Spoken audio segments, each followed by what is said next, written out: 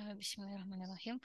Eh, Assalamualaikum warahmatullahi wabarakatuh dan selamat pagi, sore, malam bagi adik-adik yang eh, sedang mendengarkan untuk kelanjutan materi elektrokimia ya untuk TPB 21 dan TPB 66. Baik adik-adik, karena kemarin kita masih belum selesai materinya, jadi saya recordkan saja. Terakhir kita membahas reaksi di katoda dan anoda ya. Nah, hari ini kita akan melanjutkan ke elektrolisis dan perubahan massa. Nah, di sini eh, saat elektrolisis itu terjadi reaksi baik di katoda ataupun anoda ya. Ada reaksi yang menghasilkan endapan seperti reaksi di katoda dan anoda sebelumnya. Misalkan ini ya, menghasilkan endapan, menghasilkan gas oksigen, menghasilkan larutan yang bersifat asam, kemudian menghasilkan larutan yang bersifat basa, menghasilkan gas Cl2 dan bermacam-macam reaksi lainnya. Nah, ini kita lihat bagaimana perubahan massanya atau analisis kuantitatifnya. Nah, beberapa hal di sini,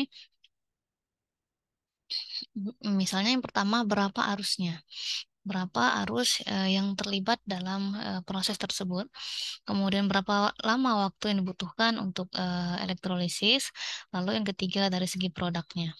Produknya ini bisa berupa massa ya, bisa berupa volume, bisa juga pH dan pertanyaan-pertanyaan lainnya.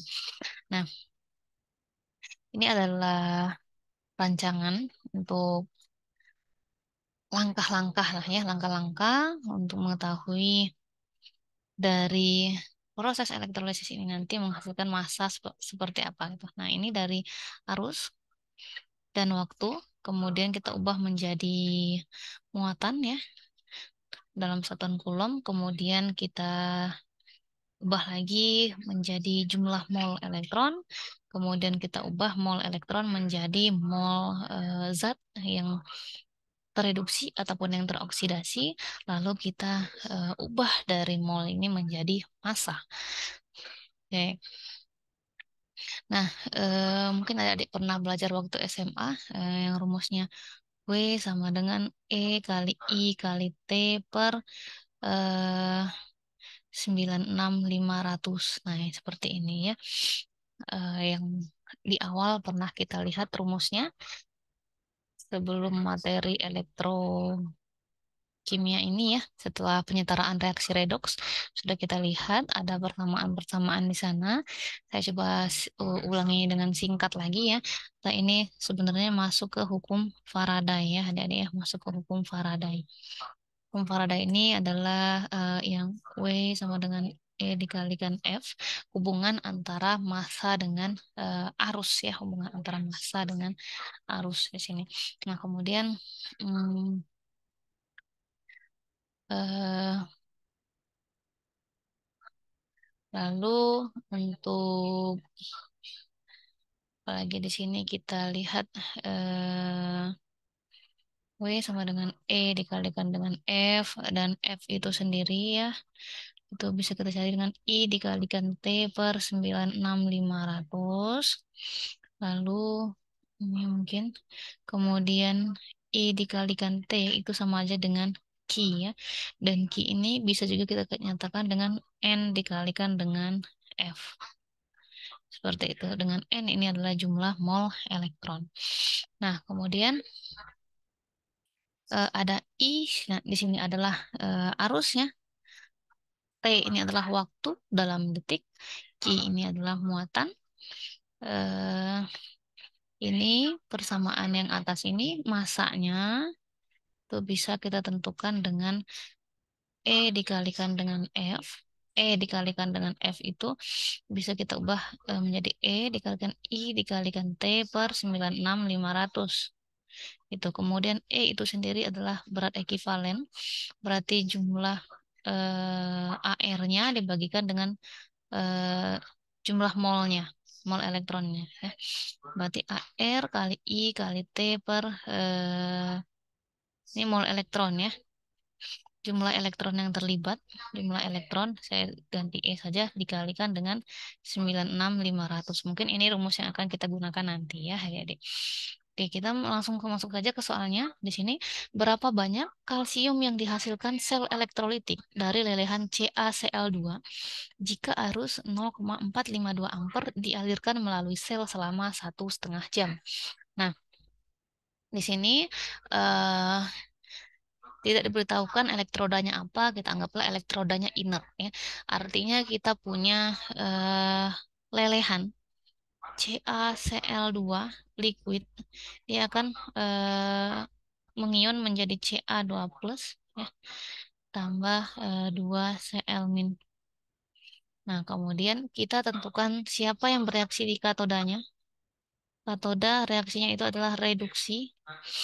Jadi kita melihatnya ke sini, Ca2 plus. Nah, kita lihat di sini dia lelehan. Karena dia lelehan, maka kita tidak perlu membandingkannya dengan H2O. Ya, artinya lelehan itu tidak ada H2O di dalamnya.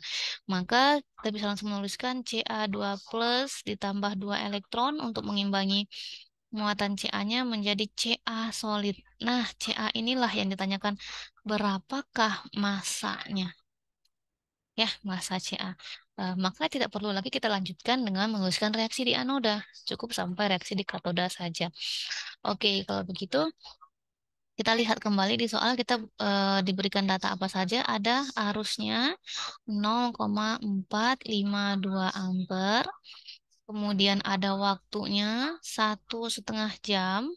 Nah, ini bisa kita jadikan detik ya, karena satuannya harus detik untuk waktu. Kalikan 60 menit, dikalikan lagi 60 detik. Ini adalah 5.400 detik. Sekon. Nah, kemudian apalagi data yang kita punya, kita coba sesuaikan dengan rumusnya tadi. Massa, untuk massa itu adalah AR, berarti ARCA dikali I, dikali T, dibagi jumlah elektron dikali 96.500. Nah, jumlah elektronnya kita bisa lihat di sana ada 2 ya, elektronnya ada 2 yang terlibat tadi. Kemudian ARCA, adik-adik sudah tahu ARCA adalah 40 gram per mol. Nah, sehingga di sini kita bisa langsung masukkan ke rumusnya bahwa massa dari Ca itu adalah AARCA-nya 40. Saya tidak memasukkan satuannya, dikalikan arusnya 0,452, dikalikan waktunya 5.400, dibagi mol elektronnya 2, dikalikan dengan 96.500. Coret 0 dengan 0. 40 bagi 2, 20 ya. Nah, adik-adik boleh hitung ulang. Kalau dari hasil yang saya dapatkan itu adalah 0,5 gram. Oke, itu adalah massa Ca yang dihasilkan. Oke, kita lanjutkan ke soal yang selanjutnya. Di sini, berapakah arus? Kan kalau yang tadi yang ditanyakan adalah massa, arusnya diketahui. Sekarang ditanyakan berapakah arus ya? Berapakah arus? Ini kita anggaplah sebagai soal pertama ya, adik-adik ya. Ini artinya soal yang kedua. Berapakah arus dalam ampere yang dibutuhkan untuk mengubah 0,1 mol Ag plus menjadi Ag dalam waktu 10 menit? Nah, di sini kita bisa perhatikan Ag plus menjadi Ag, dia mengalami reduksi. Reduksi ini terjadi di katoda. Oke, berarti eh, kita bisa melihat di reaksinya ya, Ag plus menjadi Ag membutuhkan 1 mol elektron di sini. Kita tuliskan bahwa mol Ag plus itu adalah 0,1. Waktunya adalah 10 menit dikalikan 60 detik ya, berarti ada 600 detik. Nah, kemudian eh, itu data yang ada. Kemudian yang ditanyakan di sini adalah arusnya. Apa hubungan antara mol T dan I gitu ya. Nah, dari rumus yang tadi yang sebelumnya ya, kita punya bahwa Q itu adalah I dikalikan dengan T. Muatan arus dikali dengan waktunya. Dan Q itu juga bisa kita tentukan dengan mol zat yang bereaksi dikalikan dengan F. Ya, 96500. Nah, ini artinya I dikalikan T sama dengan N dikalikan F. Maka kita bisa menentukan nilai I. I sama dengan N dikalikan F per T. N-nya berapa? N-nya di situ adalah 0,1 ya, 0,1 mol. F-nya 96.500. Dibagi waktunya adalah 600 detik. Ini habis, berarti ini 96,5 dibagi 6. Nilainya adalah sekitar 16 ampere. Adik-adik boleh menghitung ulang ya apa yang sudah saya hitung. Oke, yang selanjutnya kita cek soal yang ketiga. Ya, soal yang ketiga untuk stoikiometri redox. Di sini ada eh, masih soal yang sebelumnya, maksud saya reaksinya, tapi pertanyaannya di sini adalah pH. Berapakah pH dari anoda setengah sel, misalkan volumenya 0,1 liter, setelah 6 gram Ag diletakkan di katoda, gitu. Nah, kita lihat ya adik-adik ya. Reaksinya sudah ada, katodanya dan anodanya juga. Nah, reaksi ini kita setarakan, berarti ini dikalikan 4, ini dikalikan 1 ya, agar elektronnya sama. 4 elektron, 4 Ag plus 4 Ag. Oke, kemudian kita lihat yang diketahui di soal ada volume 0,1 liter, lalu ada massa Ag-nya ada 6 gram, kemudian kita ingat bahwa MR dari Ag itu, AR ya, AR Ag itu adalah 108. Nah, di sini kita diminta untuk menentukan pH. pH itu kita butuh data H+, ini ya. Nah, kita tidak punya data H+. Untuk menentukan H+ ini kita cek antara katoda dan anoda terhubung oleh apa? Elektron. Nah, H plus. Mol H plus itu sama aja dengan mol elektron karena koefisien mereka sama. Artinya kita butuh mol elektron. Setelah kita dapat mol elektron, kita bisa menentukan mol ada kaitannya dengan mol Ag ya. Mol Ag. Mol Ag dari mana? Dari masanya. Massa Ag. Nah, sekarang kita balik langkah-langkahnya. Kita dari massa yang sudah ketahui kita ubah menjadi mol. Dari mol kita ubah menjadi mol elektron ya. Kemudian mol H plus, konsentrasi H plus ke pH. Oke. Kita lihat mol Ag itu adalah massa Ag dibagi AR Ag. Massanya di sana ada 6 gram dibagi 108. Berarti sekitar 0,055 mol. Adik-adik boleh untuk menuliskan menghitung ulang. Kemudian mol H plus, mol ini mol ya. Mol H plus itu sama dengan mol elektron. Mol elektron. Dan mol elektron sama dengan mol Ag. Maka 0,055 mol. Dan yang kita butuhkan di sini adalah konsentrasi H plusnya. Konsentrasi H plus itu adalah jumlah molnya dibagi dengan volumenya.